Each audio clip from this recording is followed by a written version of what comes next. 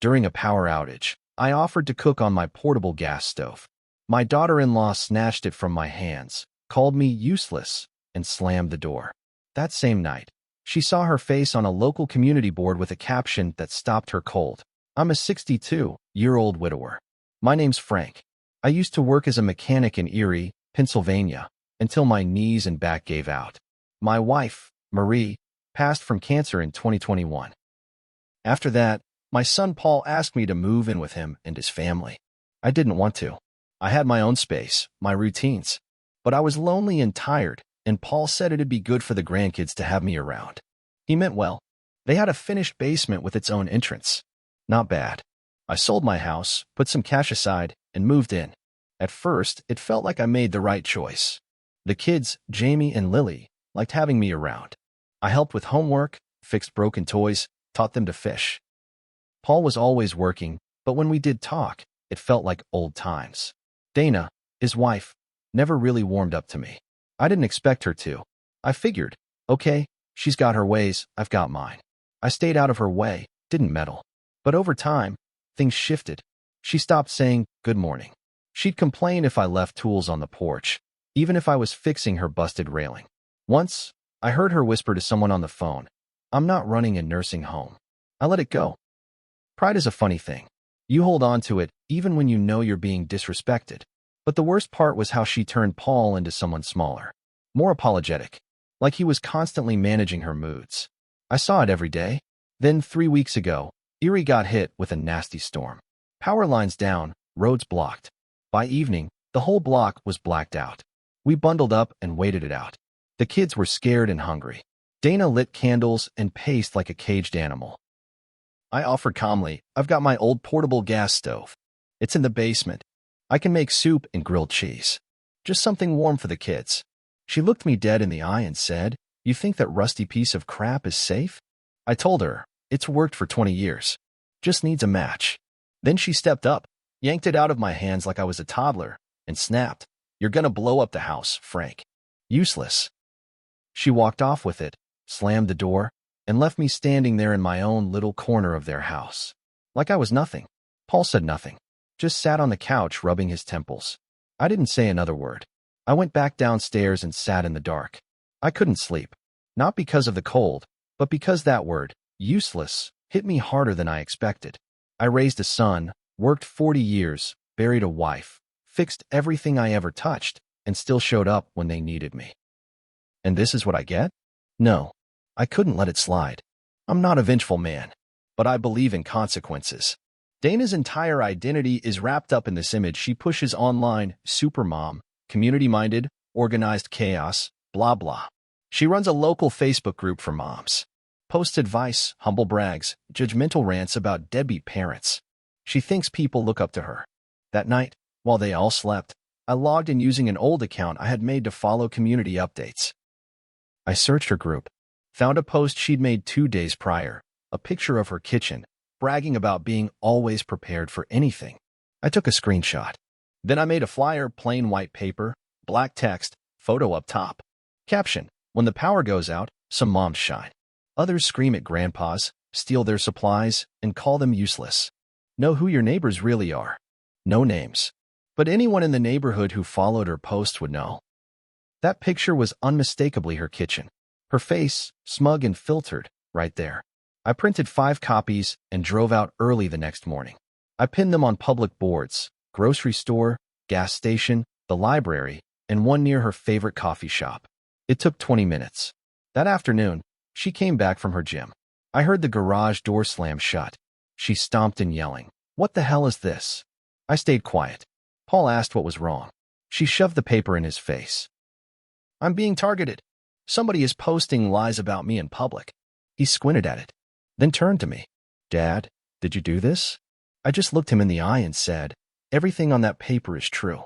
You know it." He didn't answer. Dana was fuming. She tore out of the room, slammed their bedroom door. But it was too late. The damage was done. That paper hit her where it hurt, the public image she clings to like a lifeline. And I wasn't finished yet. After that first flyer went up, I thought maybe she'd just lay low, reflect a bit. But Dana didn't back down. She doubled down. 2 days later, I found my basement door locked. No warning. No explanation. Just locked out of the kitchen, the bathroom upstairs, the washer and dryer. Paul wasn't home. He was on a 3-day dispatch run. I texted him and got a half-assed reply. I'll talk to Dana. Just stay calm. Calm? I hadn't been angry. I'd been quiet. But now I was getting angry. That weekend, when Paul returned, he sat me down and gave me this half-hearted speech about respecting boundaries and keeping peace. He said Dana was really hurt by the flyers. I told him I didn't write a single lie. He didn't argue. He just said, please don't do anything else. And I didn't. For a few days. But Dana wasn't done with me. She started locking the fridge upstairs. Literally, with a padlock. Told Paul she was managing the kids' snacks, but I knew it was aimed at me. She stopped including me in meals. I'd go up to say hi to the grandkids, and she'd pull them away with some excuse. They need a nap. They're watching something, whatever. The final straw was the church incident. I've been going to the same Lutheran church since 1990. Dana started showing up there last month, smiling wide, talking to the pastor, handing out baked goods like some saint. She never mentioned we lived in the same house. Then last Sunday, I walk in and see her with 3 women from the congregation, women I've known for years. As soon as they see me, their smiles drop. One of them, Judith, gives me a tight little nod. Cold. Distant. After service, I try to say hello, and she says, I heard what happened, Frank. That was very inappropriate. Publicly shaming your own family. I stood there stunned. Dana had flipped the story. She told people I was unstable, that I had a history of resentment since my wife passed, that I was lashing out, possibly suffering from early cognitive decline. The hell kind of person says that about someone who helped raise their children? I felt cornered.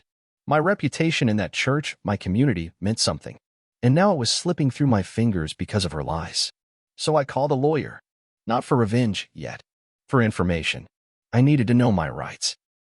Turns out, because I contributed money toward the house when I sold mine and moved in, and because there was an informal agreement about my living there long term, I might have a claim to part of the property, or at least the right to stay. But it would be messy, public, ugly. That got me thinking. Dana cared about appearances, reputation. The tight-knit community she spent years crafting online and in person. She wanted everyone to see her as the perfect mom, wife, and Christian. What she couldn't handle was exposure. So I started watching, listening, gathering things. Little things she said, messages she left on the family iPad, public posts that contradicted private behavior. I wasn't looking to destroy her. I just wanted the truth to come out. One night, I heard her on the phone talking to her sister. If he makes one more move, I'm getting a restraining order. I'll say he threatened me. That was it. She wasn't just pushing me out. She was setting up to erase me entirely, from the house, from Paul's life, from my grandkids. But she forgot one thing. I didn't raise my voice. I didn't lash out. I kept records. I had receipts. And she was about to find out what happens when you try to bury a man who's already been through hell. After I heard Dana threaten to fabricate a restraining order, something shifted in me. I'd been hurt, humiliated, and locked out of the home I helped build. But now it was war. Not with fists, not even with flyers, but with truth. The first twist came from an unexpected place, Lily's school. One morning, a teacher emailed Paul and Dana about concerning behavior. Lily, their youngest, had drawn a picture of the house for a classroom assignment. In the picture, the top floor had her mom, dad, and brother. The basement had Grandpa Frank, behind a door with bars on it. When asked, she said, "That's where Mommy keeps Grandpa when she's mad." Mandatory meeting followed. Paul was embarrassed. Dana tried to laugh it off, but the teacher didn't find it funny. Neither did the school counselor, who flagged it in a report. That report ended up in Paul's inbox. I didn't find out until 2 weeks later, when Paul sat in my basement and quietly admitted, "I think she's going too far." That was the first crack. Then came the second twist. A woman named Courtney messaged me through Facebook. I didn't know her, but she said she used to be friends with Dana in college. They fell out years ago. She'd seen the flyer from the gas station. Someone had shared a photo of it online, and it got her attention. "I thought you should know," she wrote. Dana did the exact same thing to her ex-boyfriend's dad in college. Same kind of manipulations. She made up stories, got him pushed out of his own home, and made herself the victim. I don't want to be involved, but she doesn't change. I asked for proof. She sent screenshots, old texts, photos, even an old blog Dana had kept under a different name. She had written about managing difficult people in her life by shifting perception. I printed everything. The final twist came a week later. Dana's online image started to crumble. A mother from the PDA, someone I didn't even know well, sent me a link to a private Facebook thread. One of the moms had recognized the flyer photo. Then someone else said they'd seen Dana yelling at a cashier last month. Suddenly, the perfect mom facade was cracking. I didn't write a word in that thread, but I read every comment. Then Paul called a family meeting. We all sat around the kitchen table. Dana tried to run it like she always did. Loud, controlling, quick to spin things. But Paul didn't back her this time. He looked at her and said, "I've seen the counselor report. I've read the old messages. This isn't just about Dad. It's about you. You've made this house toxic." Dana froze. The color drained from her face. She realized she was no longer in control. And I realized it was time. Time to make her feel what I felt. But I wasn't done yet. After Paul saw through Dana's act, things got tense fast. She didn't yell. She didn't throw things. She went quiet. The kind of quiet that means danger. The next morning, she didn't say a word to me. She didn't speak to Paul either. But I saw her on the phone nonstop, whispering in corners, typing furiously on her laptop, plotting. Within 48 hours, I got an official notice slipped under my door. She had filed for a notice to vacate, claiming I was a tenant without a lease. Said I had 30 days to leave, or she'd file an unlawful detainer action in court. I brought it straight to Paul. "She can't do this," I said. He rubbed his face and said, "Legally? I don't know. But I didn't agree to this. I'll talk to the attorney." Dana was ready to throw me out. Public backlash be damned. She wanted the basement empty. She wanted me gone before her world fully unraveled. So I stopped waiting. I pulled out every piece of evidence I'd gathered. Her old posts, the college messages, the church gossip trail, the school report, and a timeline of how she had isolated me from the kids and twisted Paul's perception. Then I contacted a local journalist I knew through the mechanic shop. Her name's Elise. She used to come in for oil changes and liked to talk about neighborhood scandals. She wasn't looking for gossip this time. She wanted a real story. One about family manipulation, elder abuse, and image management in small-town circles. She said, "I'll need hard proof." I handed her a folder. She flipped through it slowly. "You're not making any of this up?" "No. And I've still got more if she pushes me." She leaned back and nodded. "I can't publish names, but I can publish truth." I didn't need names. I needed her reputation to rot where she had tried to plant her lies. While that was happening, I also filed a civil claim, not just to contest the eviction, but to assert a financial interest in the house based on my contribution when I sold mine. I backed it with bank records and messages from Paul. When Dana got served, she lost it. Paul wasn't even home. She came down to the basement, waved the envelope at me, and said, "What the hell do you think this is going to do? You're going to destroy everything." I looked her dead in the eye. "No, Dana, you already did." She stormed off. And for once, she didn't slam the door. That was the day I knew she was scared. The revenge wasn't loud. Not yet. But it was in motion. Silent. Methodical. Just like she'd tried to be. A week after Dana got served, everything came crashing down, just not the way she thought it would. The local paper ran a story Elise titled, "The Image Game, When Appearances Hide Abuse at Home." No names. No addresses. But every detail was recognizable to anyone in our part of Erie. She quoted school officials, described social media personas hiding toxic behavior, and even mentioned the gas stove incident as a symbol of deeper family conflict. People put two and two together fast.